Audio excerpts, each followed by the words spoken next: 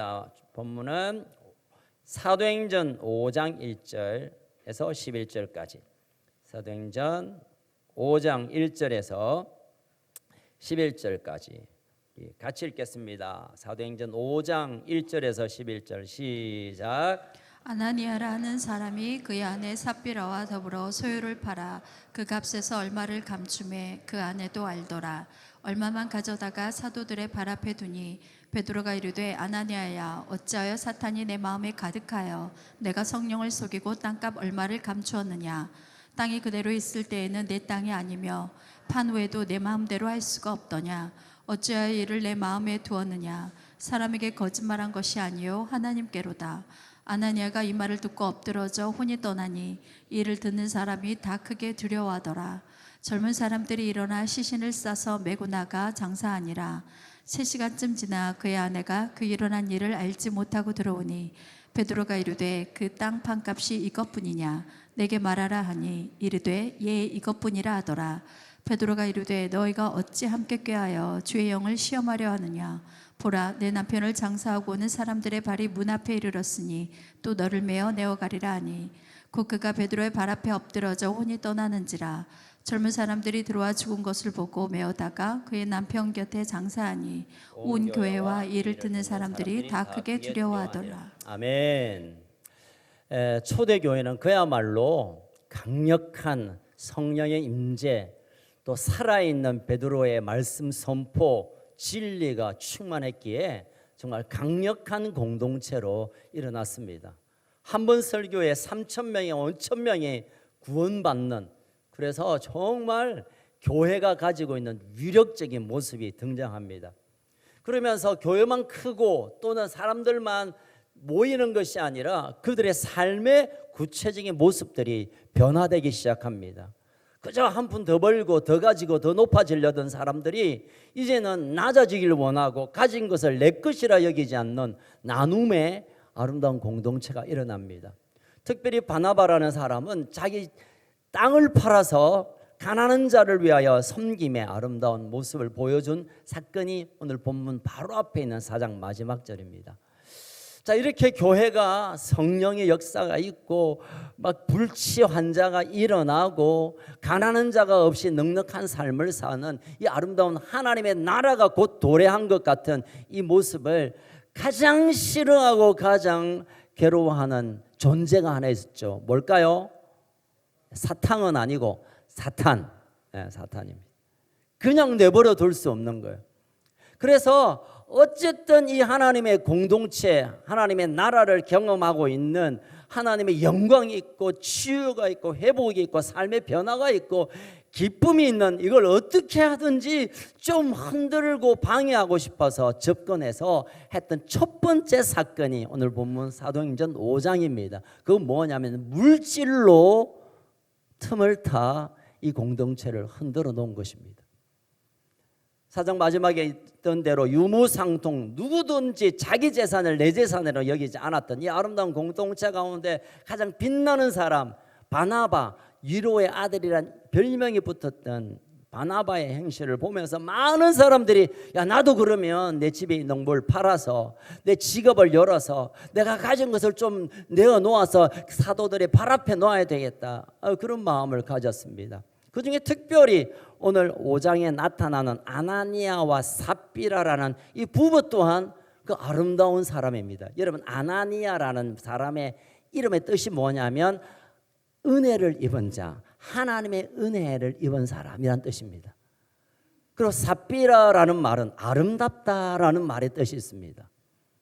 그러니까 하나님의 은혜를 받고 아름다운, 정말 아름다운 부부가 아나니아와 삽비라입니다. 이 부부도 적어도 이 바나바의 그 아름다운 헌신을 보면서 우리도 좀 같이 하면 좋겠다. 그래서 그 땅을 팔아서 자기 집에 재산을 모아서 사도들의 발 앞에 내려놓습니다. 아마 많은 120명뿐만 아니라 그 위에 또 많은 공동체 인원이 들어왔음에도 불구하고 성경에서 아나니아, 삽비라 이름을 거명해서 이 부부를 소개할 정도라면 아마 제가 생각하기에, 많은 학자들이 생각하기에 이게 아마 창립 멤버, 이 예루살렘 교회에 가장 힘 있는 또 중직자, 누가 봐도 그 이름을 알 수 있는 사람이 아닌가라고 봅니다. 그리고 자기 이름으로 등기가 되어 있을 만큼 재산을 가진 부자입니다. 여러분, 창립 멤버고 중직자에다가 돈 좀 있고, 그런데다가 마음에 은혜가 있어서 재산을 팔아 사도들의 발 앞에 두는 것은 정말 누가 봐도 1등 신자, 1등 하나님의 사람처럼 보아집니다. 그런데 이 아나니아와 삽비라에게 있어서 큰 문제가 하나 있는 것 우리가 이미 알고 계시죠. 소유를 팔았는데 그 중에 일부를 살짝 뒤로 하고 베드로 앞에 발 앞에 내어놓으면서 모든 것을 드립니다라고 뻥을 친, 거짓말한, 베드로를 속인 이 일이 오늘 본문에 등장합니다. 그런데 이걸 아나니아와 삽비라가 재산을 팔다 보니까 다 바치는 것보다 야, 요거는 좀 우리가 급한 일이 좀 있을 거니까 뒤로 좀 이렇게 제껴놓고, 경상도 말로 제껴놓고, 우리가 급한 일이 있으면 또 웃잖아. 그러니까 목돈 들어갈 일을 위해서 약간 뒤로 좀 비축해놓고, 또는 당장 우리 먹고 살아야 되는데 다 내놓으면 그러면 곤란하니까 요걸 잠깐 제껴놓고, 그래서 베드로에게 드렸다 하면 베드로에게 그런 얘기를 했고 우리가 사정이 있고 이런 일 때문에 일부를 두고 내었습니다 하면 전혀 문제가 안 되었는데, 베드로 앞에 우리의 모든 재산이라고 하는 이 거짓말이 결국은 아나니아와 삽비라, 이 아름다운 헌신, 여러분 재산을 팔아 교회 앞에 내는 거 얼마나 아름답고 귀합니까? 이 일로 인하여 오히려 그 자리에서 즉사 죽임을 당하는 끔찍한 일들이 이제 5장에 나타나고 있습니다. 여러분, 우리가 많은 사람들은 이 얘기를 들을 때 아나니아와 삽비라가 재산을 다 바치고 땡가 문 거 혹시 아세요, 여러분? 땡가 문 것 때문에 벌을 받아서 죽었다라고 말하긴 하지만, 그러나 오늘 본문의 내용은 떼먹은 이 정도의 문제가 아닙니다. 좀 깊게 들어가면 아나니아와 삽비라 마음속에 이 일을 결정한, 자신의 소유를 팔아 사도들의 발 앞에 내려놓기로 결정한 그 마음을 좀 들여다볼 필요가 있습니다. 첫 번째, 그의 마음은 자기 과시라고 생각됩니다. 우리도 좀 큰 돈 교회 앞에 내어보자. 바나바가 헌금하니까 백성들이, 사람들이, 주변에 있는 사람이 당신은 위로의 아들입니다라고 이름까지 붙여서 박수 치는 거 보니까 우리도 뭔가 좀 이 바나바보다 더 높은 자리 있고 우리가 더 중직인데 우리도 뭘 좀 해야 안 되겠느냐라는 자기 과시, 또는 바나바를 시기함이 이 일을 시작하는 동기였다는 것을 하나님은 아셨고 베드로도 그것을 알고 있었던 것입니다. 또 아나니아와 삽비라는 자기 체면이라는 사단의 덫에 묶여버린 일과 같은 것입니다. 여러분, 우리 신앙생활에 있어서 많은 분들이 그렇게 말합니다. 나는 마음으로 하나님을 잘 믿어. 하나님을 마음으로는 잘 믿는데 내 삶이 좀 힘들어서 교회를 안 올 뿐이지 난 마음으로 예수님을 잘 믿고 하나님의 존재를 인정한다라고 핑계하는 분들이 있어요. 전도할 때나 또 장기 결식자에게 어쩌다가 연락이 되면 나 너무 내 마음에 컨셉교회 감사하고 섬교회 참 좋고 하나님의 사랑을 잊고 있고 나 하나님 믿는다. 하지만 내가 지금 사정이 있어서 이런저런 이유 때문에 못 갑니다. 자, 그런 얘기하죠. 당신 그 마음 없어도 돼. 하나님을 사랑하는 마음도, 예수님을 섬기고 싶은 마음 없어도 되고 네 몸이 여기 와 있는 것이 더 중요하다라고 말합니다. 물론 이것은 제가 그냥 억지로 대답한 거지만 우리의 마음이 중요하지만, 그러나 때로는 우리의 외형적으로 나타나는 삶의 모습 또한 훨씬 중요하다는 것을 보게 됩니다. 그런데 여기에서 밖에 보여지는 것이 중요하다라는 말에서 그럼 어떤 동기로 내 삶이 외형적으로 보여져야 하는가에 대한 이유를 오늘 이 아나니아와 삽비라를 통하여 들여다볼까 합니다.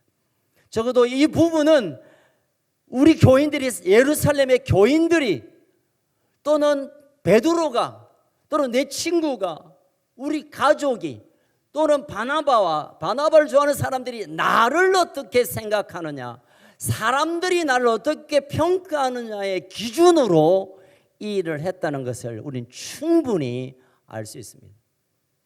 사람들이 나를 어떻게 인정하는가, 사람들의 박수와 인정과 칭찬과 존중을 기대하면서 그가 이 일을 했다는 것을, 헌신했다는 것을 오늘 성경이 지적하고 있는 것입니다. 여러분, 우리 가운데 참 신앙생활 하면서 많이 상처를 받고 시험을 받을 때가 많아요. 뭐 같이 지내다가 보니까 그러면 되게 그런 얘기합니다. 나 저 인간 때문에 교회 가기 싫다고. 교회가 왜 그런 사람들이 있냐고. 아니 목사가 왜 그래? 장로들이 왜 그래? 아니 저 사람 봐라. 저 보니까 그런 핑계를 합니다만은, 그런데 여러분, 우리가 교회에서 봐야 될 것은 사람을 보는 것이 아니라 이곳에 인지하고 계시는, 우리가 보이지 않지만 보이는 것보다 더 확실한 하나님을 보는 관점이 있어야 될 줄로 믿습니다. 베드로가 이 아나니아와 삽비라의 사건을 통하여 지금 무언가 말하고 싶고 하는 권면의 내용이 있습니다. 5장 3절 읽겠습니다. 5장 3절 시작. 베드로가 이르되 아나니아야, 어찌하여 사탄이 네 마음에 가득하여 네가 성령을 속이고 땅값 얼마를 감추었느냐. 네 마음에 가득한 그것 때문에 네가 성령을 속이고 하나님을 속이고 이런 끔찍한 일을 하게 되었다라고. 여러분, 우리 마음에 뭐가 가득한 거에 따라 그 가득함이 우리가 입으로 나오고 그 가득함이 우리의 삶으로 나타나게 되는 것입니다.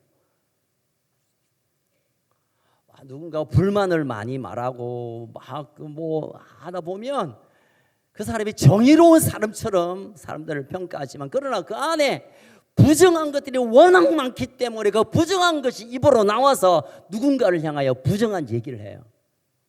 요즘 정치 얘기 많이 하면 어떠니 그 안에 숱한 더러운 것들이 그 입을 통하여 나오는 것입니다.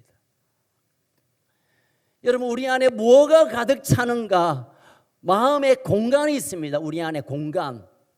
베드로가 그걸 보고 있는 거예요. 너 공간에 하나님이 가득 차든지 성령님이 가득 차야 될 텐데, 사단은 네 마음에 가득 차서 그 사단이 시키는 대로 성령을 속일 수 있고 하나님을 속일 수 있다는 것. 다시 말하면 하나님은 아무것도 아니고 내가 속이면 속임을 당하고 성령님 속이면 성령님도 알아채지 못하는 그런 존재로 만들도록 사탄이 그 공간 안에 들어왔다는 것입니다. 내 안에 무엇이 가득 찬가? 에베소서 4장 27절, 에베소서 4장 27절에 보면 사도 바울은 이렇게 권면합니다. 시작. 마귀에게 틈을 주지 말라. 마귀는 대놓고 들어오기도 하지만 때때로는 틈을 보고 들어옵니다. 성령으로 가득 차지 않고 하나님의 사랑으로 감격하지 않고 예수 그리스도의 이름의 권세 안에 우리가 붙들려 있지 않으면 그 빈틈을 타고 들어와 사탄은 우리에게 그렇게 말합니다. 네가 알고 있는 하나님 뻥이야. 네가 알고 있는 예수 그리스도 지금 당장 네게 뭘 해줄 수 있냐? 네가 적당히 말을 굴려서 거짓말해도 그분들 아무것도 몰라. 그래서 아나니아가 사탄이 틈타고 들어온 그 얘기에 동의하면서 이 엄청난 거룩한, 여러분 재산을 팔아서 교회 바치는 게 얼마나 놀라운 축복의 사건입니까? 여러분, 우리 가운데 그런 분 혹시 계세요? 내 재산 다 팔아서 하나님 앞에 드린 적 저는 없습니다. 아무도 흉내 낼 수 없는 가장 거룩하고 영광스러운 헌신을 그냥 쓰레기처럼 만들어버리는 사단의 꾀에 아나니아가 넘어간 것입니다.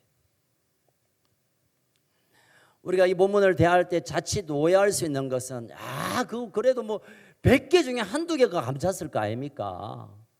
1억 쪽에 한 100만 원, 200만 원 정도 뒤로 뺀 거, 그것 가지고 그럽니까? 99% 냈잖아요. 그런데 오늘 본문이 말하는 것은 뒤로 뭘 돌려 뺀 게 문제가 아니라 이 일로 인하여 성령을 속이고 하나님을 속이고 베드로를 속인 게 아니라, 베드로가 물었을 때 거짓말했잖아요. 이렇게 말하면 베드로가 넘어갈 줄 알았지만 베드로는 넘어갔죠.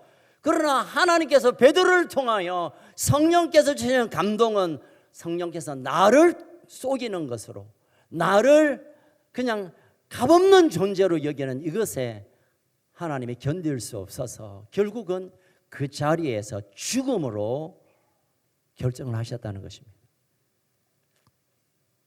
여러분, 하나님을 속일 수 있다는 생명은 이 땅에 존재할 이유가 없다는 것을 분명히 오늘 딱 확정하고 있는 것입니다. 신앙에서 가장 중요한 요소가 있다면 저는 순결, 거룩이라고 봅니다.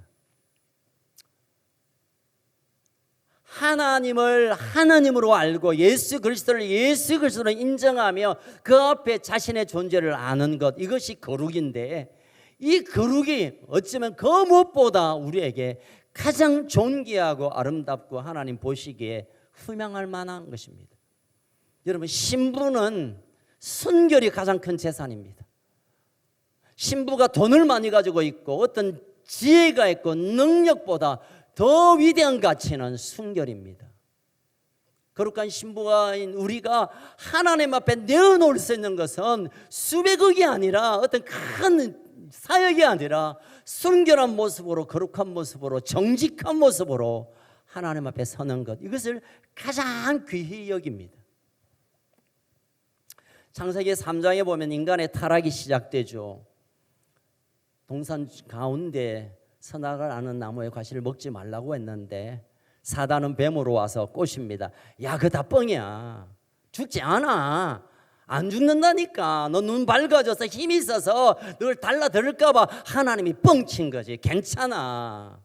이 거짓말에 하와가 아담이 넘어가면서 원죄가 시작되므로 지금까지 우리는 원죄의 그 눌림에 삽니다. 원죄의 핵심이 거짓말입니다. 아니, 사단의 거짓말에 우리가 그냥 그 마음을 받은 것입니다. 그 여러분들 모든 세상은 거짓말의 역사로 지금까지 흘러가고 있습니다. 여러분, 특별히 우리 대한민국의 이 거짓말은 세계 몇째 가죠. 온통 거짓말입니다. 거짓말. 습관적으로 하고 안에 모이면 배어 그냥 거짓말합니다. 제가 오래전입니다만은 이제 신방을 갔는데, 신방을 하자마자 옛날에 이제 요즘 이거 전화도 있죠. 전화가 삐리릭 울렸어요. 그러니까 이 집사님이 이제 아이가 엄마 전화 왔는데 이러니까 이 집사님이 이제 제하고 신방 대원이 몇 명 있었어요. 그때 우리가 이제 셀별로 신방할 때인데 이 집사님이 야, 엄마 시장 갔다 해라. 목사인 제가 앉아 있는데 예배 드린다고 하면서 야, 시장 갔다 해라. 제가 이렇게 약간 비꼬 말하지만 저도 마찬가지입니다. 저도 거짓말에 대한 마왕입니다. 최근도 그렇습니다. 제가 이제 모양실에서 책하고 좀 집중하고 말씀 준비하고 있으면 전화가 울립니다. 하면 사랑합니다, 고객님. 이번 저희 땡땡은행에서 좋은 보험상품 나왔는데 그러면 제가 끝까지 들어주면 제가 막 마음에 죄송한데 제가 회의 중입니다 하고 끊어요. 그러면서 제 마음에 막 나 또 거짓말했다. 내 회의한 거 아닌데 그냥 오래 시간 뺏기기 싫어서 한 건데, 그러면서 제가 회개했던 생각이 좀 납니다. 그냥 제가 받을 못할 사정이 있으니까 다음에 하십시오. 이렇게 정직하면 말하면 될 텐데 안 끊으시니까 죄송합니다. 여러분, 제가 거짓말을 해서 여러분 용서해 주십시오. 목사님 그 정도 아닙니다. 여러분, 이런 우리가 하얀 거짓말이란 이름이 있습니다만 이 거짓말로부터 엄청난 거짓말들을 우리가 겁없이 하는 데가 얼마나 많습니까? 참 저는 웬만하면 이 시대의 정치 이야기를 안 하려고 애를 씁니다. 지금 온통 거짓말 때문에 나라가 온통 이 말 해도 될는지 모르겠지만 용산에도 야당 대표도 국회의원도 국무위원도 지금 국감 시절인데 국감하는 현장에도 모두 거짓말이야. 거짓말. 모두 거짓말이야. 다 감옥 가야 될 사람들이 TV 나오고 저기 여의도가 있고 용산에 있는 것 같아요. 제가 볼 때. 뭐 이거 뭐 잡혀 가도 알 수 없습니다. 온통 거짓말이야. 거짓말 했잖아 너 라고 물으면서 거짓말을 하고, 거짓말 드러났음에도 불구하고 생각 안 난다, 모른다, 뭐 기회 안 난다, 그것도 거짓말이고. 여러분, 우리가 온통 거짓말에 정치뿐만 아니라 모든 영역의 거짓말이 그냥 삶의 뭐 방식으로 아는 분이 계세요. 여러분, 이거 마귀의 틈을 주어서 우리 인생을 망가뜨리고 지금 우리를 몰아넣는데도 불구하고 괜찮아, 아이 괜찮아, 뭐 좋은 게 좋지. 아니면 좋은 게 아닙니다. 여러분, 거짓말을 거짓말로 받아들이고 아이 뭐 됐다는 것은 좋은 게 아니고 나쁜 것을 나쁘게 지금 말하고 있는 거예요. 우리가 거짓의 영, 사단의 영, 여러분 왜 우리가 제가 거짓을 그렇게 괴로워하느냐면요, 뭐 또 제가 슬픈 얘기했는데요, 우리 예준 목사님이 저한테 야구바터로 300대 맞았습니다. 근데 본인은 600대 맞았다 하더라고요. 때리는 사람보다 맞은 사람의 얘기가 더 정확하겠죠. 왜 그러냐면 거짓말 한마디 때문에. 너 왜 이 거짓말 했어? 안 했대. 그건 2대. 거짓말 했어 안 했어? 안 했대. 4대. 너 거짓말 했어 안 했어? 8대, 16대, 32대, 64대, 128대, 4 이렇게 해서 올라간 게 600대입니다. 저는 이 아이를 두드러 잡으려고 하기도 했지만 거짓말을 시작하는 아이에게는 소망이 없습니다. 지가 무슨 일을 하더라도, 어떤 대단한 사람이 된다 하더라도 거짓을 가지고 있는 인간은 하나님 앞에 즉사당할 수밖에 없기에, 지금 같으면 제가 폭력 아빠로 잡혀갔겠지만 그래도 아마 저는 때렸을 겁니다. 왜냐하면 이렇게까지 이걸 그냥 넘어설 게 아니기 때문에. 여러분 죄송합니다. 제가 폭력 아빠에다가 거짓말하는 목사입니다. 용서해 주십시오. 여러분, 거짓말을 가볍게 여기지 마세요. 사람의 관계 안에서 거짓말뿐만 아니라 하나님 앞에 거짓말은 무시무시한, 내가 죽음을 끌어들이는, 받아들이는 끔찍한 이름을 오늘 사도행전에서 보여주고 있습니다. 교회가 어떤 교회였냐면, 교회 본래 원형이 어떠냐면, 교회가 무엇 때문에 힘들냐면, 교회가 어떻게 하면 죽느냐면, 오늘 성경이 말합니다. 거짓말하고 속이고 성령을 시험하고 하나님을 하나님으로 인정하지 않는 것, 하나님이 용납하지 않겠다 합니다. 교회가 수천 명이 모이고 막 기적이 일어나고 엄청난, 예루살렘의 도시의 절반이 예수 그리스도를 영접하는 엄청난 부흥이 있었지만, 이 한 사건, 거짓말하는 이 한 사건을 통하여 하나님이 경고하고 있는 것입니다.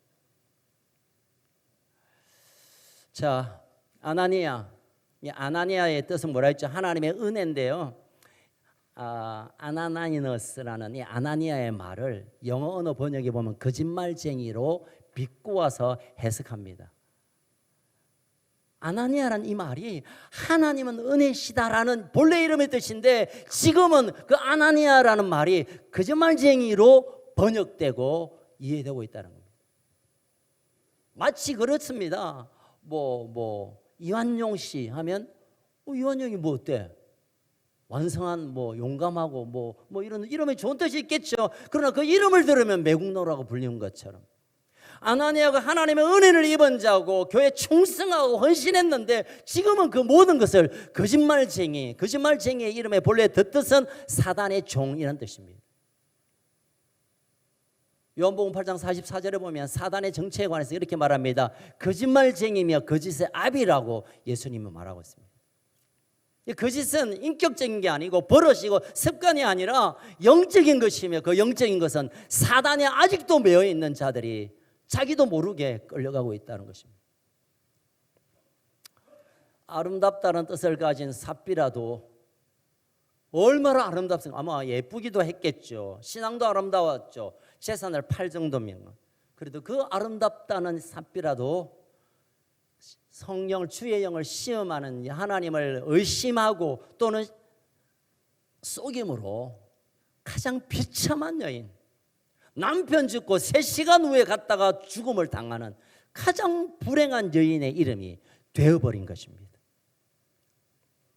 창세기 2장 20절에 보면 하나님께서 아담과 하와를 창조하시고 만나고 하시면서 하와에게 그런 얘기합니다. 너는 돕는 배필, 아제르란 말인데 헬퍼, 돕는 배필이 될 것이다. 돕는 배필의 이름의 뜻은 의미는 그냥 뭐 옆에서 도와주는 어시스턴트, 옆에서 좀 도와주는 이 정도의 의미가 아닙니다. 제르만은 이제 이게 돕는 자가 그를 돕지 않으면 완성되지 않는 이런 뜻입니다. 꼭 이 존재가 있어야 비로소 완성된다라고 할 때 그것을 돕는 배필랍니다. 아내는 남편에게 뭐 도움을 좀 주는 뭐 아침에 일어나서 밥 좀 해주고 빨래 좀 해주고 뭐 이런 뭐 정도만이 아니라 아내가 그에게 없으면 그 존재가 온전치 않다라는 그 의미로 돕는 배필이라 말합니다. 제가 결혼 주례 처음부터 시작해서 얼마 전까지 결혼 주례 다른 데 하고 왔는데 할 때 제 늘 그 주례사는 이겁니다. 둘이 하나가 될지는. 둘이가 본래 하나인데 떼어놓았기 때문에 완성치 못한 그 한 존재를 붙여서 꼭 필요하게 딱 맞추어서 하나 완성된 존재가 되는 이것이 돕는 배필, 아내와 남편의 관계입니다. 왜 제가 이 얘기를 하냐면 3시간 전에 남편 아나니아가 하나님을 시험하여 죽었잖아요. 그런데 5절에 보니까 그것도 모르고 달래 옵니다. 5절 읽겠습니다. 시작. 아나니아가 이 말을 듣고 엎드러져 혼이 떠나니 이 일을 듣는 사람이 다 크게 네. 두려워하더라. 동일한 죽음을 그의 아내가 합니다. 이게 5절 아나니아죠. 죄송합니다. 뒤로 가겠습니다. 9절이죠. 9절. 자, 7절, 8절 읽겠습니다. 시작. 3시간쯤 그의 아내가 그의 일어난 일을 알지 못하고 8절. 베드로가 이르되 그 땅 밥값이 이것뿐이야 내게 말하라. 9절까지 읽겠습니다. 베드로가 이르되 너희가 어찌 함께 꾀하여 주의 영을 시험하려 하느냐. 보라 내 남편을 장사하고 오는 사람들의 발이 문 앞에 이르렀으니 또 너를 메어 말가리라 하니. 3시간 차이로 자 남편이 그렇게 죽고 난 사건을 몰랐던 삽비라 다시 베드로에게 왔을 때 베드로가 묻는데 동일한 대답을 합니다. 자, 그러면 여러분 삽비라가 적어도 아나니아의 돕는 배필이라고 한다면 아름다운 여인, 아름다운 아내라고 한다면 남편이 그 일을 결정할 때 여보 이건 아니야. 우리 하나님께 다 드리기로 약속했잖아. 우리가 마음을 드리기로 했잖아. 그러면 뒤로 빼돌리는 것은 이건 하나님이 기뻐하는 일이 아니야. 막았어야 합니다.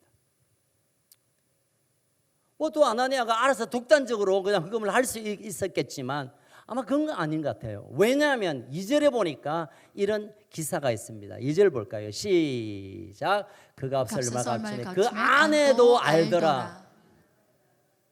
여러분 개역 성경에 보니까 아내와 의논하였다라고 했습니다. 아내와 의논했다는 겁니다. 아나니아가 남편이 그냥 알아서 빼돌린 게 아니라 남편과 아내가 함께 모여서 이거 이 정도 빼자, 비순도 이거 뭐 띵가 묵자라고 서로 의논해서 이 일을 했다는 겁니다. 제가 볼 땐 아나니아는 그렇다 치고 아내였던 삽비라가 남편의 제안 그러면 안 돼 여보. 그러면 안 돼. 내가 당신의 모든 말을 들을 수 있지만 하나님을 의심하고 영적인 영역에 이건 죽을 일인데 이러면 절대 안 되라고 막아서야 될 사명을 아내인 이 삽비라가 하지 못했던 것을 오늘 본문에서 보게 됩니다. 어쩌면 어느 주석에 보니까 이 2절을 설명할 때 삽비라가 제안했다는 얘기 또한 나타나옵니다. 아나니아가 들고 올라 잠깐 여보 당신은 몰라도 집에 살림살이가 얼마나 힘든데 부터 시작해서 결국은 아나니아도 삽비라도 그 누구도 이걸로 하나님이 기뻐하지 않는 일, 하나님을 쏘이는 일에 한 사람도 막아서는 사람이 없었기에 남편도 3시간 후에 아내도 즉사당하는 끔찍한 죽음을 그들이 맞이하게 된 것입니다. 오히려 아나니아보다 삽비라를 저는 더 중하게 봅니다. 제가 목회를 별로 길게 하지 않았습니다만은 목회하면서 깨달은 것은 남자 배후에 여자가 있다라는 거예요. 네. 남자 배후에 여자가 있다. 그래서 여자들한테 찍히면 목회를 못한다. 이게 제 나름대로의 목회의 좌우명과 같습니다. 그래서 제가 우리 자매님께 늘 잘 빌라고 애를 씁니다. 왜? 당신 뒤에 남자가 있기 때문에. 별로 중요한 얘기는 아닌데. 여러분, 남편과 아내를 정말 사랑하고 하나님이 보내신, 하나님이 짝지어준 귀한 존재를 받아들이시되 동의하고 인정하고 존경하고 사랑하지만 영적으로 신앙적으로 하나님의 말씀 앞에 아닌 것에 대해서는 여러분 막아서는 일을 하셔야 합니다. 그게 남편을 살리고 그것이 아내를 살리고 그래서 부모님들이 자녀를 살려낼 수 있는 마지막 보루가 되어야 합니다. 다시 말씀드립니다. 여러분 동력자가 되기를 축복합니다. 그러나 때때로 감시자가 되기를 축복합니다. 저도 많은 실수 가운데 저희 아내 사모님이 저를 많이 정신 차리게 하는 일이 꽤 많습니다. 얼마나 때로는 화가 나고 내 생각이 맞는데 내 관점이 맞는데 하지만 돌아보면 아내가 저를 안 지켜줬다면 저는 이 자리에 설 수 없는 수많은 일들이 있습니다. 사랑하는 여러분, 좋은 게 절대 아닙니다. 자, 이제 마지막 이 슬픈 정말 안타까운 하나님의 은혜가 충만하고 사랑스럽고 아름다웠던 이 아나니아와 삽비라의 죽음 이후로 그 다음에 어떤 일이 일어났는 걸 한번 잠깐 보겠습니다. 11절의 말씀입니다. 시작. 온 교회와 이를 듣는 사람이 다 크게 두려워했습니다. 두려워했습니다. 자, 왜 두려워했을까요? 왜 두려웠겠어요? 첫 번째, 나도 띵가 묻는데 라는 사람들이 있었을 거야 아마. 막 헌물 내고 막 헌금 내고 구제헌금하고 이러니까 분위기에 내긴 냈는데 아니 저 아나니아와 삽비라가 현장에서 죽는 모습을 보고 큰일 났다. 이거 나 들키는 거 아닌가라는 두려움도 있었겠죠. 그러나 그 두려움보다 제가 생각한 묵상한 두려움은 하나님은 그렇게 만만한 분이 아니다. 야 하나님 우리가 마음대로 그냥 하나님이 모르고 우리끼리 하면 하나님도 모르고 우리가 속이면 성령님도 눈치 못 채시고 우리끼리 그냥 궁작궁작하면 끝나는구나 생각 같은 그들이 깜짝 놀란 거죠. 낮에 말은 뭐가 들어요?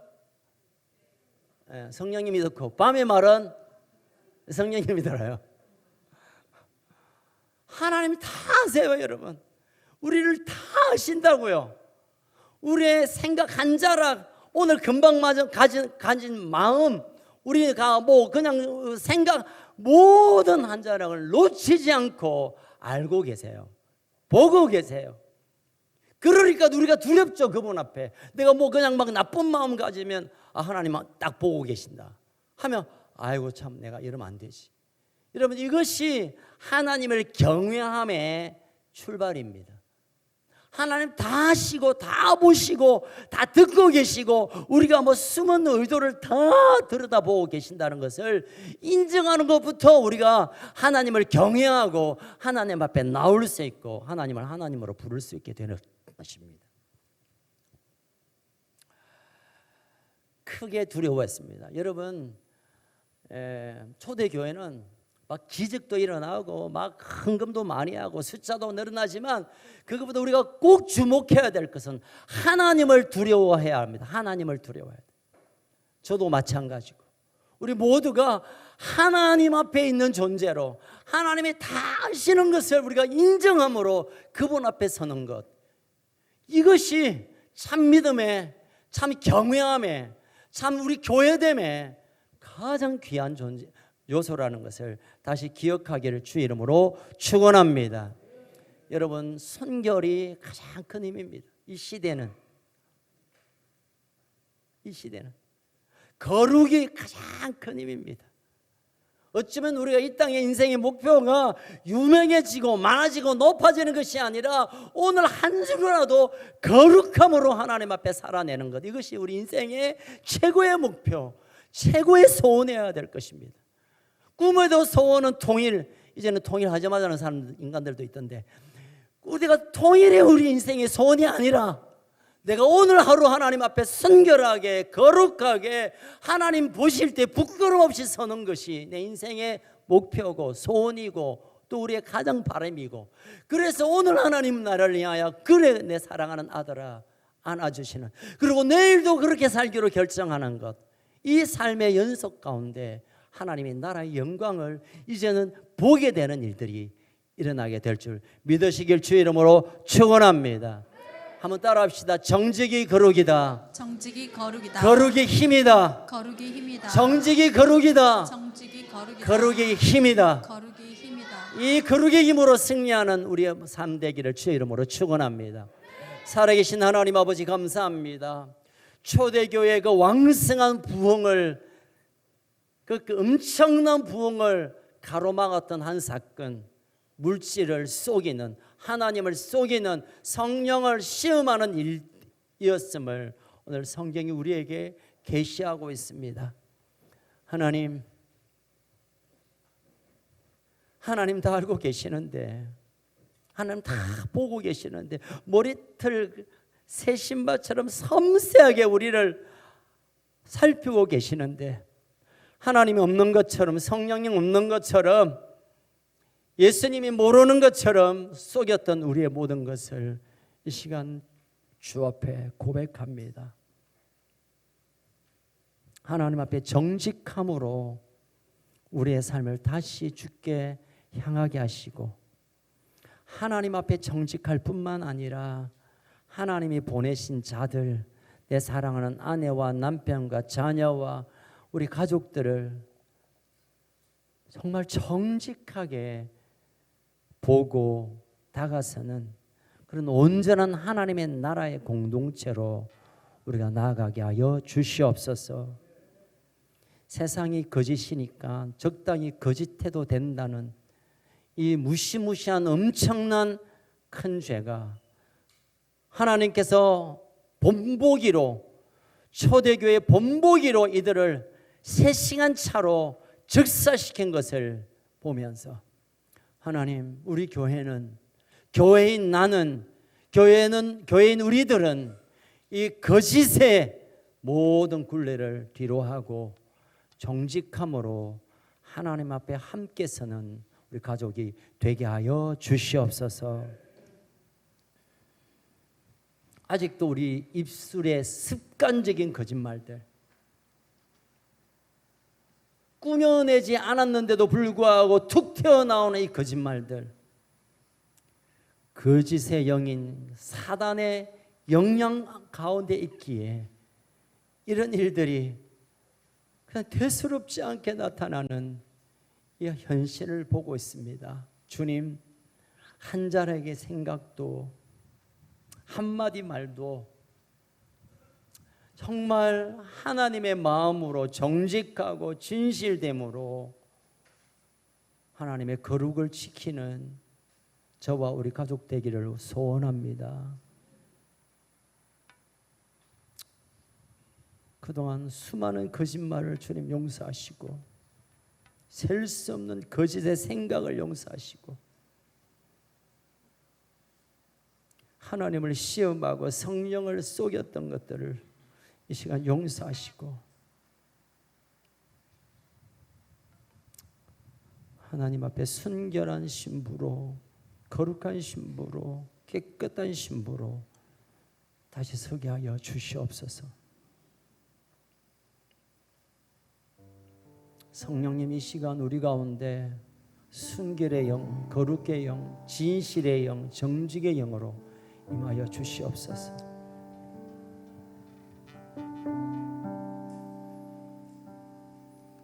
정결한 마음 주시옵소서.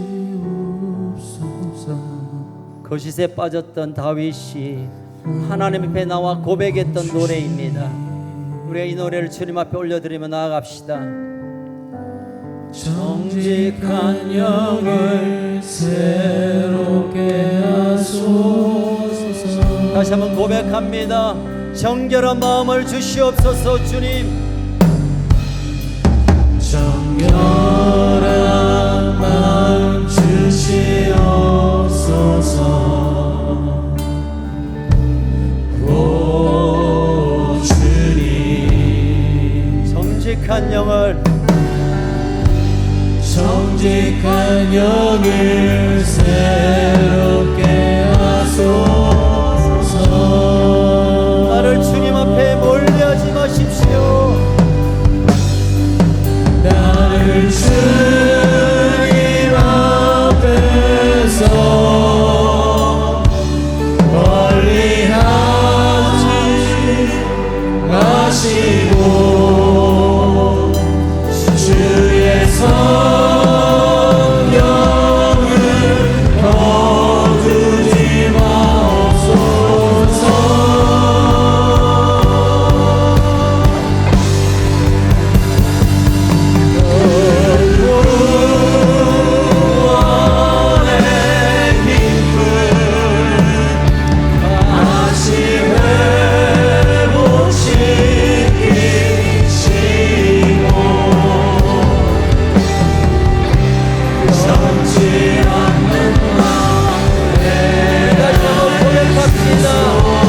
정결한 마음을 내게 주시옵소서. 주님,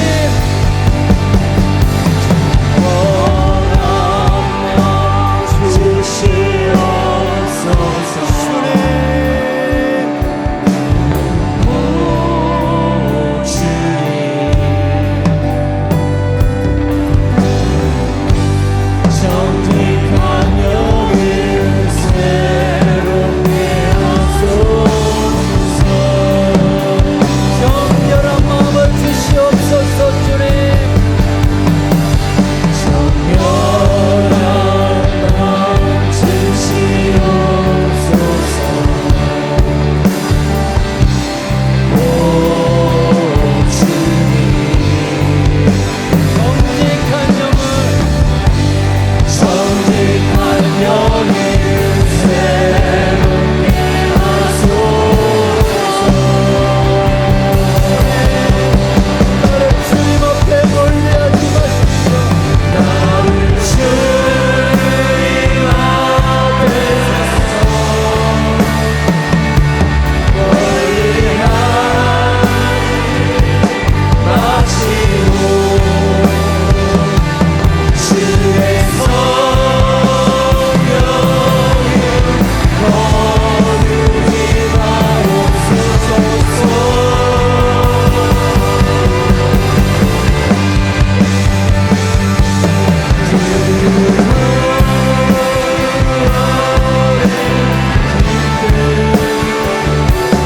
다시 회복시키시고 정직한 마음을 정직한 마음 내 안에 주소서. 나를 주님 앞에 멀리하지 마십시오. 주님, 나를 주님 앞에서 멀리하지 마시고 주의 성령을 주의 성령을 거두지 마옵소서.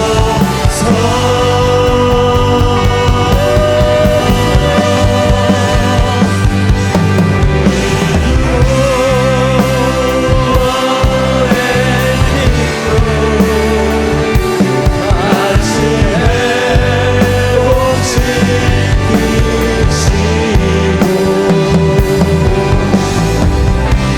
변치 않는 맘내 안에 주소서. 우리 한번 기도하겠습니다. 주님, 나의 모든 거짓들, 나를 지배하고 있는 거짓의 영들을 주님 온전히 결박시켜 정직함으로, 정결함으로, 거룩함으로 주님 앞에 설 수 있도록 나를 다스려 주시옵소서. 주여 외치고 기도합니다.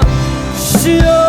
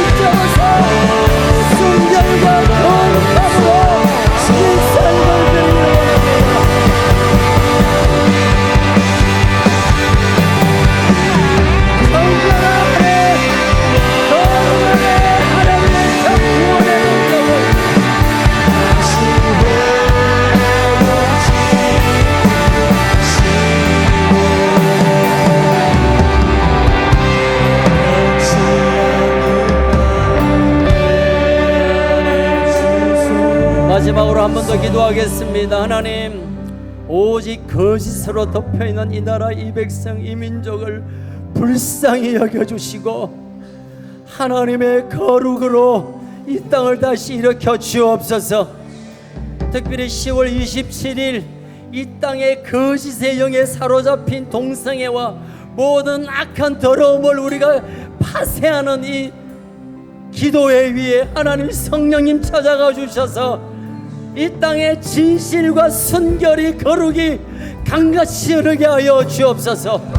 나라 민족 특별히 10월 27일 200만 기도 이 대회에 하나님 복 내려달라고 주여 외치고 기도하겠습니다.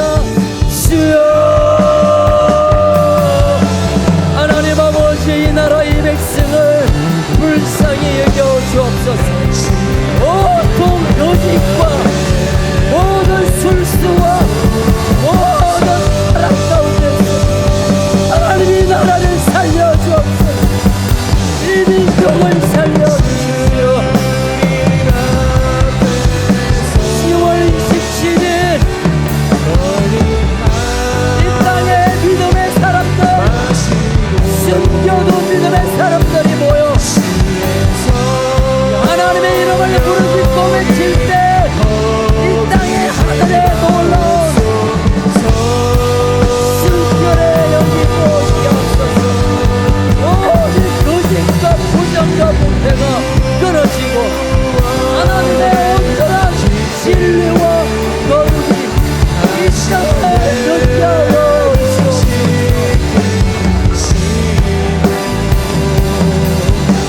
주님 거룩함으로 정직함으로 이 나라가 다시 주께 돌아오게 하옵소서.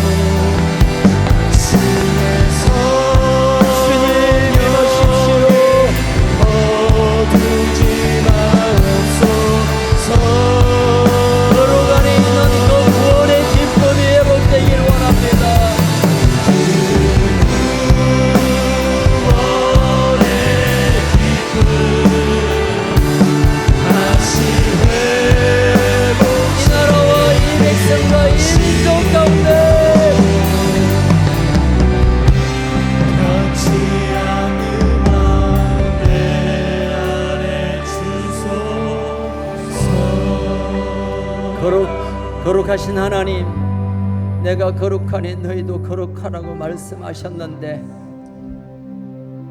그냥 이 땅에 살다 보니 나도 모르게 내 생각이, 내 입술이, 내 삶이 거짓으로 덮여 있음을 봅니다. 다시 예수의 십자가 앞에 가서 그 모든 거짓의 옷을 벗어던지고 순결하고 거룩함으로 하나님 앞에 서게 하여 주옵소서. 특별히 이 나라와 이 백성을 하나님 불쌍히 여겨주셔서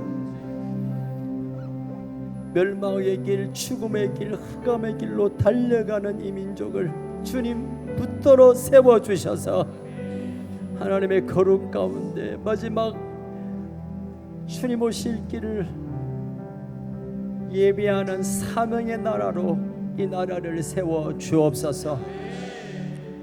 지금은 우리의 소망이 되신 주 예수 그리스도의 끝이신 은혜와 우리에게 날마다 찾아와서 만나주시고 복 내려주시길 원하시는 하나님의 아버지의 그 놀라운 사랑하심과 감동케 하고 깨닫게 하고 결단케 하시고 기름 부어주시는 성령님의 역사가 순결함으로 정직함으로 거룩함으로 주 앞에 살아가길 원하는 우리 사랑하는 건숙 가족들과 특별히 우리 다음 세대와 이 나라 이 백성 이 민족과 북쪽의 우리 가족들과 열방 가운데 생명을 들어 주의 복음 사역에 헌신하는 우리 선교사님들 위해 지금으로부터 영원토록 항상 함께 있을지어다. 아멘. 아멘. 예, 오늘은 뒤에 찬양 안 하겠습니다. 우리 옆 사람에게 한번 축복합시다. 거룩합시다. 예, 감사합니다. 예, 감사합니다. 이제 식사하시기 바랍니다.